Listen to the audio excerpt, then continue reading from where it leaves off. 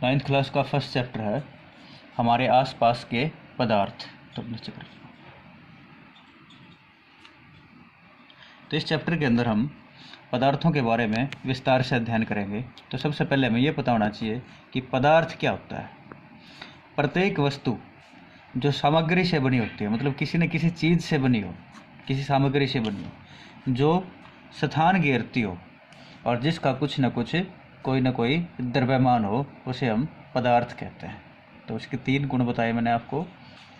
किसी न किसी चीज़ से बनी हो, किसी सामग्री से बनी हो, स्थान घेरती हो और जिसका कोई न कोई द्रव्यमान हो, उसे हम पदार्थ कहते हैं। तो इस प्रकार की वस्तु को क्या कहेंगे? पदार्थ कहेंगे। तो प्रत्येक पदार्थ छोटे छोटे कणों से मिलकर बना होता है। तो पदार्थ के कण, तो प्रत्येक पदार्थ किससे मिलकर बना होता है? कणों से मिलकर बना होता है। किसी भी पदार्थ के अंदर, किसी वस्तु के अंदर सैकड़ों की संख्या में, हजारों संख्या में, एवं लाखों और करोड़ों की संख्या में पदार्थ विद्यमान हो सकते हैं।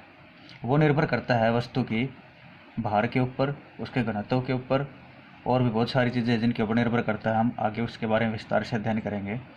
तो सबसे पहले हम यहाँ पर पदार्थ के कणों की विशेषताएं देखेंगे कि जो भी वस्तु है, कोई भी पदार्थ है, उसके जो कण होते हैं उनकी क्या क्या विशेषताएं होती हैं। सबसे पहले पदार्थ के कणों के बीच रिक्त स्थान होता है। चाहे भी किसी भी प्रकार का पदार्थ हो, उसके कणों के बीच में कुछ न कुछ रिक्त स्थान जरूर होता है।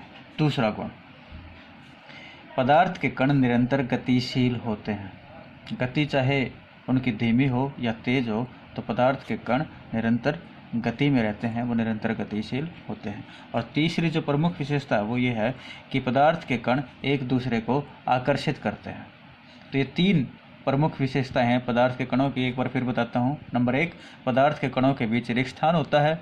नंबर 2, पदार्थ के कण निरंतर गतिशील होते हैं। और नंबर 3, पदार्थ के कण एक दूसरे को आकर्षित करते हैं।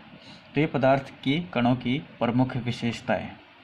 उसके बाद पदार्थ के अवस्थाएं। पदार्थ की प्रमुख 3 अवस्थाएं होती हैं, ठोस, द्रव और गैस। पदार्थ की कितनी अवस्थाएं हैं? 3, ठोस, द्रव और गैस। तीनों के बीच में हम अंतर कर सकते हैं। पहला आकार के आधार पर करेंगे। जो ठोस होते हैं इनका आकार होता है निश्चित, जैसे कुर्सी है, मेज है, गिलास है, खिड़की है, दरवाज़ा है, सारे का आकार क्या है? निश्चित होता है। सभी कैसे हैं? ठोस पदार्थ हैं।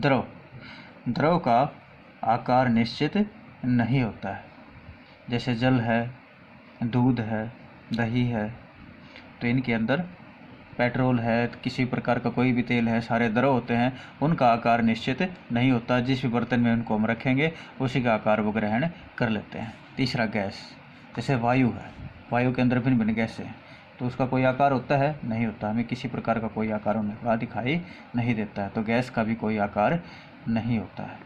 तो आकार के आधार पर ठोस का निश्चित आकार होता है, द्रव और गैस का निश्चित आकार नहीं होता है।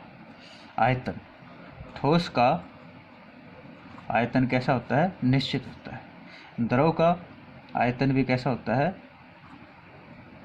निश्चित आयतन होता है, जबकि गैस का आयतन निश्चित नहीं होता है। तो आयतन के बारे में, ठोस का निश्चित आयतन होता है, द्रव का निश्चित आयतन होता है, जबकि गैस का निश्चित आयतन नहीं होता है। आकर्षण बल, ठोस के जो कण हैं उनके बीच में आकर्षण बल सबसे अधिक होता है। तो ठोस के कणों के बीच में सबसे अधिक आकर्षण बल होगा, द्रव में ठोस से कम होगा, और गैस के कणों के बीच में आकर्षण बल सबसे कम होता है। तो आकर्षण बल देखें हम, ठोस के अंदर सबसे अधिक, द्रव के अंदर ठोस से कम लेकिन गैस से ज़्यादा, और गैस के अंदर सबसे कम आकर्षण बल होता है। घनत्व, उसी प्रकार से जो घनत्व है वो ठोस का सबसे अधिक होता है, द्रव का ठोस से कम होता है, और उसी प्रकार से गैस का सबसे कम घनत्व होता है। संपीड़न, संपीड़न होता है दबाने के बाद किसी वस्तु को हम दबाएं और उसका आकार परिवर्तित हो जाए, घट जाए आकार उसका, वो श्रिंक हो जाता है, संपीड़न उसका हो जाता है। ठोस को संपीड़ित नहीं किया जा सकता, उसका संपीड़न नहीं होता। इसी प्रकार से द्रव का संपीड़न भी नहीं होता, लेकिन गैस का संपीड़न होता है। जैसे हमारे घरों में जो रसोई गैस इस्तेमाल की जाती है वह संपीड़ित करके सिलेंडर के अंदर भरी जाती है, तो वह संपीड़ित करने के बाद द्रव अवस्था में आ जाती है, तो गैस का संपीड़न होता है। विसरण, ठोस का विसरण नहीं होता है, और जबकि द्रव का विसरण होता है और गैस के कण निरंतर गतिशील होते हैं, तो उनका विसरण सबसे अधिक होता है, ये फैलते ज़्यादा है। विसरण मतलब फैला। तो ठोस के कण हैं, नहीं फैलेंगे, जो आकार है वही बना रहेगा। द्रव है, नीचे पानी डालने के बाद कोई भी द्रव है गिराने के बाद वह फैलेगा, उसके जो कण हैं वो विचलित हो जाएंगे। इसी प्रकार से गैस है, वायु है, वायु निरंतर गतिशील होती है, विचलित होती रहती है। तीन गुणों के आधार पर एक बार फिर आपको बताता हूँ मैं। आकार, ठोस का निश्चित आकार होता है, द्रव का नहीं होता, गैस का नहीं होता। आयतन, ठोस का निश्चित आयतन होता है, द्रव का निश्चित नहीं होता, गैस का भी नहीं होता। द्रव का निश्चित आयतन होता है, गैस का नहीं होता है। आकर्षण बल, ठोस के कणों के बीच में आकर्षण सबसे अधिक होता है, द्रव का उससे कम होता है और सबसे कम गैस में होता है। घनत्व, ठोस का घनत्व सबसे अधिक होता है, द्रव का उससे कम और गैस का सबसे कम। संपीड़न, ठोस का संपीड़न नहीं होता, इन्हें संपीड़ित नहीं किया जा सकता।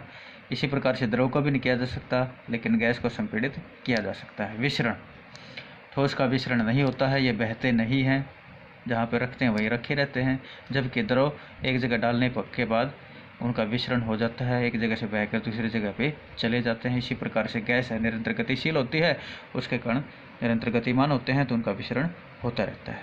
अच्छा, उसके बाद देखिए ठोस और द्रव और गैस को हम किस प्रकार से प्रदर्शित कर सकते हैं इनके कणों के आधार पर।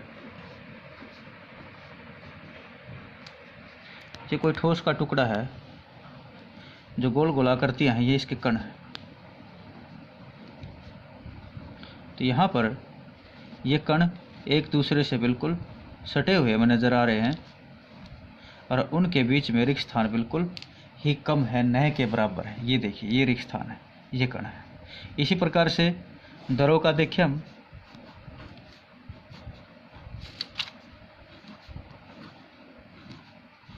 द्रव के कण एक दूसरे से ठोस की अपेक्षा दूर हैं और उनके बीच में रिक्त स्थान